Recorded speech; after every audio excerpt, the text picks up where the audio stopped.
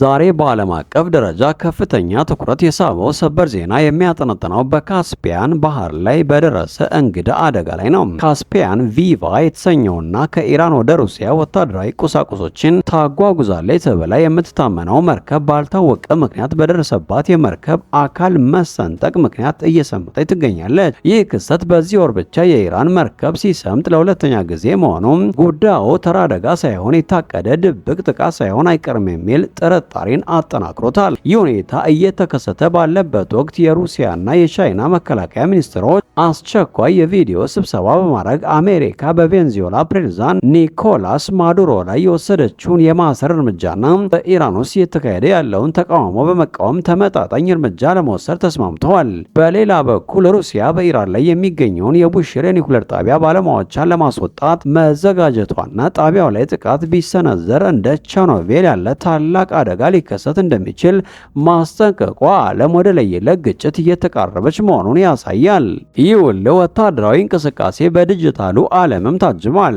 ቻይና፣ ሩሲያና ኢራን ከ10 ቢሊዮን ዶላር በላይ በሰው ሰራሽ አስተውሎት AI የታገዘ የፕሮፓጋንዳ ዘመቻ በአሜሪካ የዲሞክራሲ ተቋማት ላይ ለመክፈት መዘጋጀታቸውን የሚያሳዩ መረጃዎች ወጥተዋል። የካቲት ወር ከመግባቱ በፊት በጥር 2026 የታዩት ክስተቶች የዓለምን የኃይል ሚዛን የሚቀይሩ መሆናቸውን እያየን ነው።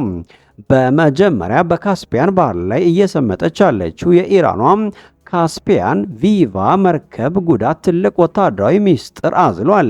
እንደ CNN ዘገባ ከሆነ የመርከብ መስመር ኢራን ለሩሲያ የጦር መሳሪያ የምታቀርብበት ዋነኛው ደም ወሳጅ ቧንቧ ነው። የመርከቧ ባልታወቀ ምክንያት መሰንጠቅ ደግሞ ሩሲያ ለዩክሬን ጦርነት የምታገኘውን አቅርቦት ለማቋረጥ የተሰነዘረ ጥቃት ሊሆን ይችላል ተብሏል። ይህ ግልጽ ጦርነት ወደ ፖለቲካው መድረክም ተሸጋግሯል። የሩሲያው መከላከያ ሚኒስትር አንድሬ ከቻይና አቻቸው ጀንግ ጁን ጋር ባደረጉት ነገር አሜሪካ በጥር 3 ቀን ቬንዙዌላ ውስጥ ገብታ ፕሬዝዳንት ማዱሮን መያዟ ተቀባይነት የሌለው ጣልቃ ገብነት ሲሉ ጠርተውታል። ሞስኮና ቤጂንግ ይህንን የምዕራባውያንን እርምጃ ለመክታት ወታደራዊና ስልታዊ ትብብራቸውን ወደ ላቀ ደረጃ ለማሳደግ ተስማምተዋል። በተመሳሳይ ሰዓት የኒኩሌር ስጋቱ ከፍተኛ ደረጃ ላይ ደርሷል። የሩሲያው ሮሳቶም በኢራን የቡሽን ጣቢያ ላይ ጥቃት ሊሰነዝር እንደሚችል በመገመት ሰራተኞችን ለማስወጣት ዝግጅት መጀመሩን አስታውቋል። የሩሲያ ባለስልጣናት ይህንን ጣቢያ ከተመታ የሚመጣው የጨረር አደጋም ቸርኖቤልን የሚያስታውስ እንደሚሆን በማስጠንቀቅ አሜሪካና እስራኤል በኢራን ላይ የሚያደርጉትን ወታደራዊ ጫና እንዲቀንሱ እያስፈራሩ ይገኛሉ።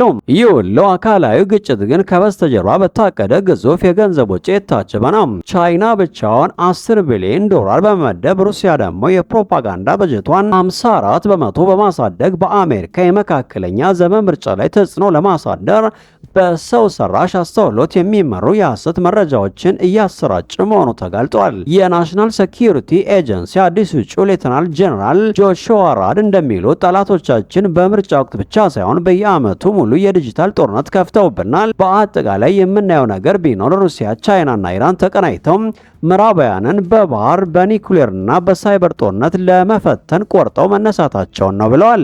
የመካከለኛው ምስራቅ ቀውስ አሁን ላይ መመለሻ ወደሌለው እጅግ አደገኛ ምዕራፍ ተሸጋግረዋል። አዳዲስ የሳተላይት ምስሎች እንደሚያሳዩት ኢራን ቀደም ሲል ኦፕሬሽን ሚድናይት ሃመር በተባለ መጠነ ሰፊ ጥቃት የወደሙባትን የናታንዝና የኢስፋሃን የኒኩሌር ተቋማት በአጭር ጊዜ ውስጥ መልሳ በመገንባት የዩራኒየም ማበልጸግ ስራዋን በከፍተኛ ፍጥነት እያስቀጠለች ትገኛለች። ይህ የኢራን እርምጃ በዋሽንግተንና በቴል አቪቭ የሚገኙ የፖለቲካና የወታደራዊ መሪዎችን ትዕግስት ያስጨረሰ ሲሆን አሁን ላይ ውይይቱ ኢራን ላይ ጥቃት ይሰነዘራል ወይ ከሚለው ጥያቄ ወጥቶ ጥቃቱ መቼ ይፈጸማል ወደሚለው የመጨረሻ ውሳኔ ተሸጋግሯል።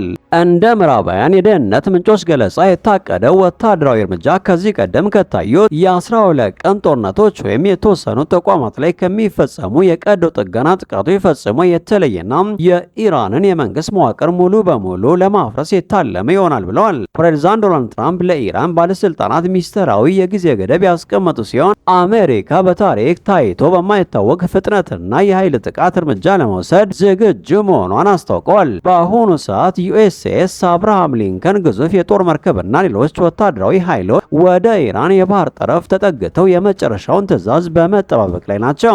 የኢራን የውጭ ጉዳይ ሚኒስትር በበኩላቸው በኒኩሌርና በሚሳኤል ጉዳይ ላይ ምንም አይነት ድርድር እንደማያደርጉና ከድርድር ይልቅ ጦርነትን እንደሚመርጡ መግለጻቸው ዓለማውን ትንፋሿን ውጣ ያንን ጦርነት የሚቀሰቀሰውን አንዲት ብልጭታ እንድትጠብቅ አድርጓታል። ይህ ብልጭታ ኢራን በሆርሙዝ ባህረ ሰላጤና በምታካሄደው የቀጥታ ተኩስ ልምምድ ወቅት ሊከሰት ይችላል ተብሎ በከፍተኛ ስጋት ይጠበቃል።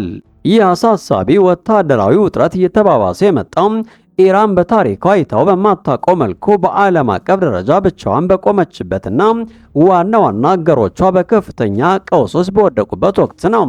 እጅግ አስገራሚው ክስተት የሳውዲ አረቢያ ሚስጥራዊ ተቋም ነው። የሳውዲ መንግስት በይፋ የአየር ክልሌን ለኢራን ጥቃት አልሰጥም በማለት ገለልተኛ መስሎ ቢታይም በስተጀርባ ግን የሳውዲ መከላከያ ሚኒስትር ልዑል ካሊድ ቢን ሰልማን በዋሽንግተን በነበራቸው ሚስጥራዊ ቆይታ ፕሬዝዳንት ትራምፕ አሁኑኑ እርምጃ ካልወሰዱ የኢራን አገዛዝ ይበልጥ ተጠናክሮ ይወጣል በማለት ጥቃቱ በአስቸኳይ እንዲፈጸም ከፍተኛ ግፊት እያደረጉ መሆኑ ተጋልጧል። ይህ የሳውዲዎች የውስጥ መስመር ድጋፍ አሜሪካን ይበልጥ ያበረታታ ሲሆን፣ በሌላ በኩል ደግሞ የኢራን የጀርባ አጥንት የሆነችው ሩሲያ በከፍተኛ የኢኮኖሚ ውድቀት ውስጥ ትገኛለች ተብሏል። የሩሲያው የነዳጅ ግዙፍ ኩባንያ ሉኮይል በኪሳራ ምክንያት ንብረቶችን መሸጡና ሞስኮ በዩክሬን ግንባር መገታቷ ሩሲያ ለኢራን ልትሰጠው የምትችለውን ወታደራዊና ዲፕሎማሲያዊ ከለላ ሙሉ በሙሉ አሳጥቷል። በተመሳሳይ ሁኔታ ቻይና በሚስጥራዊ ወታደራዊ አውሮፕላኖቿ ላይ በደረሰባት የመረጃ ስርቆትና በፓናማ ወደቦች ላይ በገጠማት መባረር ምክንያት በራሷ ውስጣዊ ችግር ተጠምዳለች። ይህ የኃይል ክፍተት አሜሪካና እስራኤል የኢራንን የኒኩሌር ስጋት ለአንዴና ለመጨረሻ ጊዜም ለመደምሰስ እንደ አንድ ጊዜ ብቻ የሚገኝ ወርቃማ ድል እንደሚቆጥሩት አድርጓቸዋል። በጥቃቱ ወቅት የኢራን አብዮታዊ ዘበኛ የቁጥጥር ማዕከላት፣ የባለስቲክ ሚሳኤል ማስወንጨፊያዎችና የግንኙነት አውታሮች ዋነኛ ኢላማ እንደሚሆኑ የተገለጸ ሲሆን ይህ እርምጃ የመካከለኛው ምስራቅን ብቻ ሳይሆን የጠቅላላውን የዓለም የደህንነት መዋቅር ዳግም የሚቀይር ይሆናል ተብሏል። ኢራን የቀጥታ ጥይት የሚተኮስበት ታላቅ የባህር ኃይል ልምምድ መጀመሯን በይፋ ማወጇ የቀጠናውን ውጥረት ወደ አዲስ ምዕራፍ አሸጋግሮታል። ይህንን ተከትሎ የአሜሪካ ማዕከላዊ እዝ ከወትሮው በተለየ መልኩ እጅግ ግልጽና ጠንከር ያለ ማስጠንቀቂያ ለኢራን አብዮታዊ ዘበኛ አስተላልፏል። ማዕከላዊ እዙ በሰጠው መግለጫ ኢራን በአካባቢው የምታደርገው አደገኛ ያልተገደበና ቀስቃሽ ወታደራዊ እንቅስቃሴ በአካባቢው ሰላም ላይ ከፍተኛ አደጋ እንደሚደቅና ከማንኛውም ግጭት ቀስቃሽ ድርጊት እንድትቆጠብ አሳስበዋል። በዋሽንግተን በኩል ደግሞ ፕሬዝዳንት ዶናልድ ትራምፕ ዲፕሎማሲያዊ ጥረቶች በሚፈለገው ፍጥነት ውጤት አለማምጣታቸውና መጓተታቸውን በመጥቀስ አሜሪካ ከመቼም ጊዜ በላይ ግዙፍ የሆነ የባህር ኃይል ጦር ወደ ኢራን የባህር ጠረፍ እያሰማራች መሆኑን አረጋግጠዋል።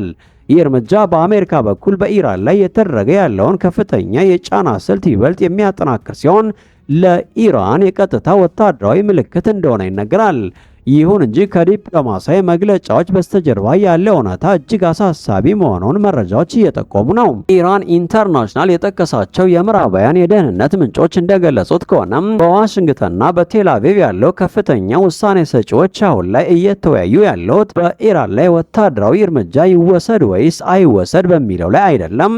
ይልቁንም ወታደራዊ እርምጃው መቼ ይጀምርና የትኞቹ የኢራን ስትራቴጂካዊ ስፍራዎች ኢላማ ይደረጉ በሚሉ ነጥቦች ላይ መሆኑን ምንጮች አመላክተዋል። ይህ የሚያሳየው የቀጠናው ሀያላን ሀገራት ከንግግር ይልቅ ወደ ተግባራዊ ወታደራዊ እርምጃ መቃረባቸው ነው። በአሁኑ ሰዓት እስራኤል መላ ወታደራዊ ኃይሏን በከፍተኛ ዝግጁነት ላይ ያስቀመጠች ሲሆን የአሜሪካ የጦር መርከቦችም ወደ ሆርሙዝ ወሽመጥና ወደ ፋርስ ባህረ ሰላጤ ይበልጥ እየተጠጉ ነው። በኢራን በኩል የሚካሄደው የቀጥታ ጥይት ተኩስ ልምምድና በምዕራባውያን በኩል እየተደረገ ያለው የጦርነት ዝግጅት ቀጠናውን በማንኛውም ሰከንድ ወደማይመለስና ወደ አስከፊ ክልላዊ ጦርነት ሊገባ እንደሚችል ትልቅ ማሳያ ሆኗል። ጤና ይስጥልን። ዛሬ በዓለም አቀፍ ደረጃ ከፍተኛ ትኩረት የሳበው ሰበር ዜና የሚያጠነጥነው በካስፒያን ባህር ላይ በደረሰ እንግዳ አደጋ ላይ ነው። ካስፒያን ቪቫ የተሰኘውና ከኢራን ወደ ሩሲያ ወታደራዊ ቁሳቁሶችን ታጓጉዛለች ተብላ የምትታመነው መርከብ ባልታወቀ ምክንያት በደረሰባት የመርከብ አካል መሰንጠቅ ምክንያት እየሰመጠች ትገኛለች። ይህ ክስተት በዚህ ወር ብቻ የኢራን መርከብ ሲሰምጥ ለሁለተኛ ጊዜ መሆኑም ጉዳዩ ተራ አደጋ ሳይሆን የታቀደ ድብቅ ጥቃት ሳይሆን አይቀርም የሚል ጥርጣሬን አጠናክሮታል። ይህ ሁኔታ እየተከሰተ ባለበት ወቅት የሩሲያና የቻይና መከላከያ ሚኒስትሮች አስቸኳይ የቪዲዮ ስብሰባ በማድረግ አሜሪካ በቬንዙዌላ ፕሬዝዳንት ኒኮላስ ማዱሮ ላይ የወሰደችውን የማሰር እርምጃና በኢራን ውስጥ እየተካሄደ ያለውን ተቃውሞ በመቃወም ተመጣጣኝ እርምጃ ለመውሰድ ተስማምተዋል። በሌላ በኩል ሩሲያ በኢራን ላይ የሚገኘውን የቡሽር የኒኩሌር ጣቢያ ባለሙያዎቿን ለማስወጣት መዘጋጀቷና ጣቢያው ላይ ጥቃት ቢሰነዘር እንደ ቸርኖቢል ያለ ታላቅ አደጋ ሊከሰት እንደሚችል ማስጠንቀቋ ዓለም ወደ ለየለት ግጭት እየተቃረበች መሆኑን ያሳያል።